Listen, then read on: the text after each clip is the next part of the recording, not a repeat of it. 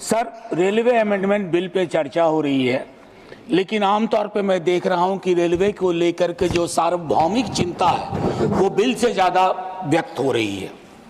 तो मैं दो चार चीज़ें उसमें, माननीय उपसभापति जी, सबसे पहले तो हमें ये जानना होगा कि भारतीय रेल की हमारी अवधारणा क्या है।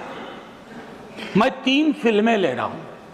पाकीज़ा, जिसमें ट्रेन बोलती है, आप पाकीज़ा में बार बार ट्रेन का सीक्वेंस आना वो कई चीज़ों के प्रतीक के रूप में इस्तेमाल हुआ है। दूसरा, गमन, माइग्रेशन की पूरी पीड़ा, और मैं उस क्षेत्र से आता हूँ जहाँ की ट्रेनों के नाम वहाँ के हालात बयान करते हैं। श्रम शक्ति, श्रमजीवी, जनसाधारण।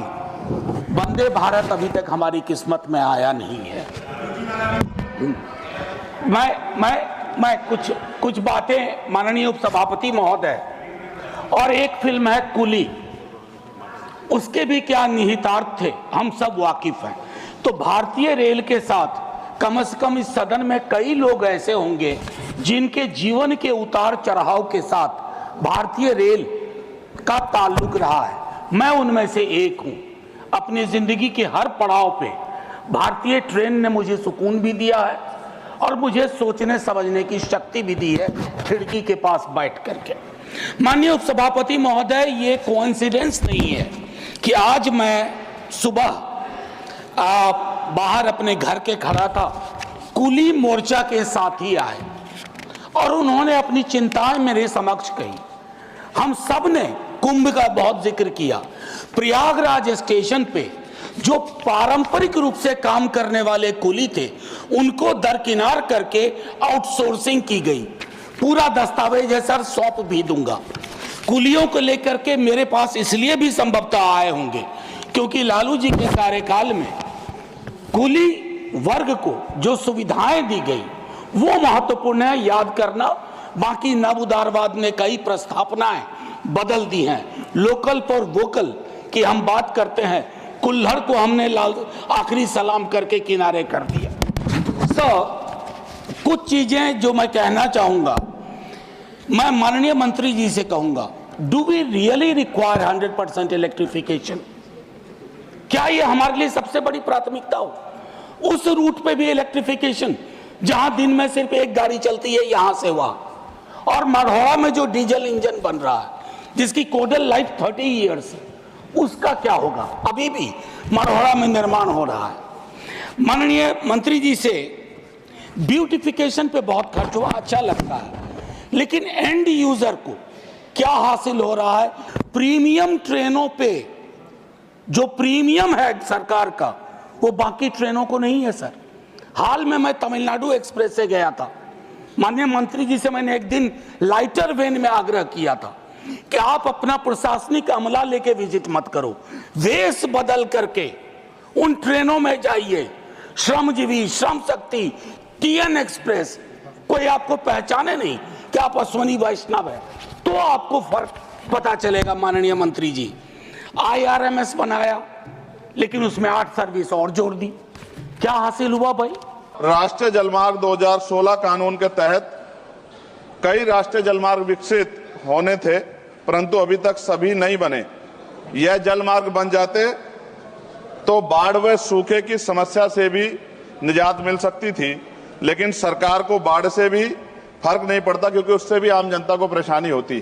पेट्रोल और डीजल की जो खपत है, अगर ये बन जाए जलमार्ग तो बहुत फायदा जो है वो खपत कम हो सकती है और बहुत बड़ा फायदा हो सकता है, लेकिन सरकार का इसमें कोई इंटरेस्ट नहीं है। इसलिए मैं अपनी भावनाओं के साथ इस बिल को अपोज करता हूं और मैं कहता हूं कि सरकार अगर चाहे तो हमारे सुझाव को मान के कुछ अच्छा कर सकती है। 1876 का एक्ट था, 2024 में हमारे प्रधानमंत्री जी ने बदला। क्या इस देश को यह पता है कि इस तरह के एक्ट हमारे बनाए? बांस जो कि प्रत्येक घरों में होता है, वो घास है, उसको हमने वृक्ष बना दिया। पूरा का पूरा नॉर्थ ईस्ट की इकोनॉमी जो है बांस पर चलती थी। यह भी 150 साल से एक्ट था। क्या इसमें गरीब परेशान नहीं हो रहा था? क्या उसको रिपील नहीं कर देना चाहिए था? ये 2 एक्ट मुझे लगता है कि सदन के लिए और ये देश के जानकारी के लिए है कि 1500 एक्ट जो हमने बदले हैं उसमें से किस किस तरह के घटिया कानून अंग्रेजों के द्वारा बनाए हुए थे और उसको बदलने की आवश्यकता पड़ी। 1856 में जो कानून बनाया गया और मैंने बिल पढ़ा, क्या पढ़ने के बाद मुझे एहसास होता है कोई बदलाव नहीं, सिर्फ कॉपी पेस्ट किया गया। तो सरह लेने में और प्रचार करने में तो मौजूदा सरकार को मेडल अलग से देना चाहिए कि कॉपी पेस्ट कर दिया और सरह ले लिया कि ये हमने किया है। नाम बदलने में और सरह लेने में हमारी सरकार को महारत हासिल है। बिजनेस एडवाइजरी कमेटी की मीटिंग थी आज ही, चर्चा चल रही थी कि हम टैरिफ पर बात करना चाहते हैं। यहां कांग्रेस के युवराज आकर बात करेंगे कि उस पोर्ट पर जो है पकड़ा गया, ड्रग्स पकड़ा गया, वो पोर्ट ऐसे हो गया, वो पोर्ट ऐसे हो गया। कभी आपने सोचा कि 26/11 कैसे हो गया? बॉम्बे में इतनी बड़ी दुर्घटना हो गई, कभी उसके बारे में आपने सोचा कि आपके पास क्या अधिकार? ये लेडिंग बिल है क्या आखिर? इस साल से लेके पिछले साल, पिछले 4-5 साल में यदि आप देखेंगे तो इस देश में लगभग 50,000 करोड़ का ड्रग्स जो है पकड़ा गया। ड्रग्स, हेरोइन ड्रग्स, जो हमारे युवाओं को नुकसान पहुंचा रहा है। हमारी सरकार का रोजगार देने में उनको बड़ी परेशानी है और वो रोजगार देने के खिलाफ, इसलिए उन्होंने शायद इलेक्ट्रॉनिक फॉर्मेट में नहीं रखा। जैसे उदाहरण, ऑस्ट्रेलिया में कोई माल चढ़ता है जहाज पर, उसकी इन्वेंट्री यहां बनती है, उसके लैंडिंग बिल भी इंडिया में बनते हैं। इलेक्ट्रॉनिक फॉर्मेट में कर देते तो उसका बैक एंड फॉर्मूला हमारे पास आ सकता था। इससे देश को फायदा होता और हमारे बहुत सारे लोगों को रोजगार मिलता। आप कहते हैं सिंगल प्लास्टिक यूज जो है हमको बंद कर देना चाहिए। आप ये कह रहे हैं कि मिनिमम इंपोर्ट प्राइस हमने लगा दिया। स्टील सेक्टर में जो डंपिंग यार्ड हमने यहां बना दिया है वो यहां नहीं आना चाहिए। एग्री? हम आपके सारे बात से सहमत हैं कि अमेरिका यदि टैरिफ यदि लगाएगा तो हमारा व्यापार जो है दूसरे जगह बढ़ना चाहिए और उसके लिए अपना देश बनाना चाहिए। हमारे यहां मैन्युफैक्चरिंग सेक्टर को बढ़ाना चाहिए। कांग्रेस के जो लीडर ऑफ द अपोजिशन है राहुल गांधी साहब, उन्होंने बहुत कहा कि आपको मैन्युफैक्चरिंग के बारे में कुछ नहीं पता है। एग्रीड, हमको कुछ नहीं पता है भैया, लेकिन कभी ये लेडिंग बिल तो पढ़ लेते कि हमने क्या किया। आज आप समझिए कि आप किसी कंट्री के साथ, जैसे पाकिस्तान के साथ हम अपना व्यापार नहीं करना चाहते। पाकिस्तान को हम दुश्मन देश मानते हैं और पाकिस्तान के साथ हमने व्यापार रोक दिया। चाइना के साथ हम अपना बिजनेस नहीं बढ़ाना चाहते। हमारे सिक्योरिटी का सवाल है, हमारे मैन्युफैक्चरिंग का सवाल है। टेक्सटाइल में हम पूरी दुनिया में आज जिस तरह से बांग्लादेश के हालात हैं और पूरे चाइना के हालात हैं, हम टेक्सटाइल के साथ बढ़ना चाहते हैं।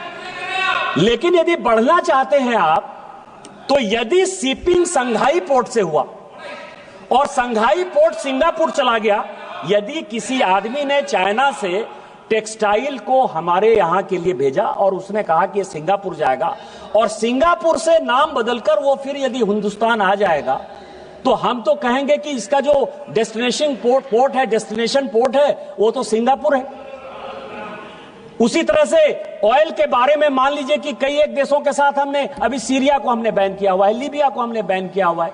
हमारे यहां फर्टिलाइजर की बहुत कमी है। फर्टिलाइजर का जो जिससे बनता है फर्टिलाइजर, चाहे नाइट्रेट हो चाहे फॉस्फेट हो, ये यदि आता है तो उसमें कई एक जगह बैन है।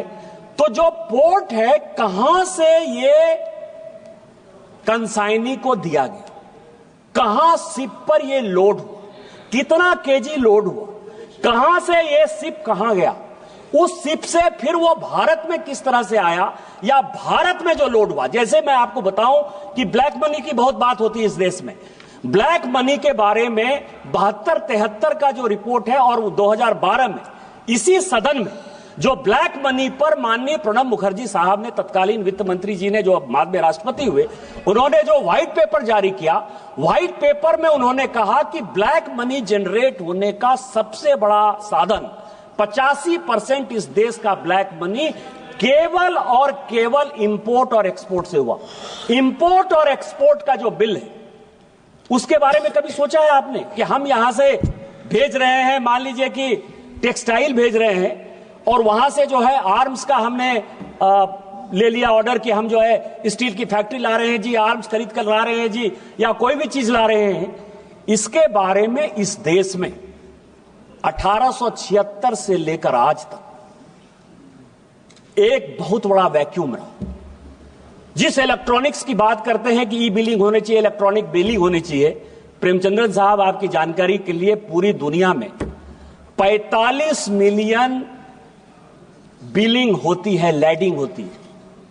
उसमें से पूरी दुनिया, आपने अमेरिका का उदाहरण दे, क्योंकि दूर का ढोल सुहाना होता है। अमेरिका को मान लीजिए कि अमेरिका बहुत डेवलप्ड है, बहुत अच्छा कर लिया होगा। चीन बहुत डेवलप्ड है, बहुत अच्छा कर लिया होगा। यूरोप पूरा अच्छा कर लिया होगा। इस सदन की जानकारी के लिए कि इलेक्ट्रॉनिक बिलिंग, लैडिंग का केवल और केवल 2.1% होता है पूरी दुनिया। केवल 2.1% होता है। यदि 2.1% होता है तो हम तो कम व्यापार करते हैं। हमारी इकोनॉमी तो 4 ही ट्रिलियन की है। यूएस की इकोनॉमी हमारे से कितने आगे होगी, यूरोप की कितनी आगे होगी, इंपोर्ट एक्सपोर्ट चाइना का कितना ज्यादा होगा। वो क्यों नहीं करते इलेक्ट्रॉनिक? तो इसीलिए हम जितना कर पा रहे हैं, शायद इस दुनिया में बहुत कम ऐसा देश होगा। फिर मैं कहूंगा दोहराते हुए कि सरे लेने में और नाम बदलने में सरकार को महारत हासिल है। इसके लिए पुनः मेरा अनुरोध है कि इनको मेडल दिया जाए। धन्यवाद।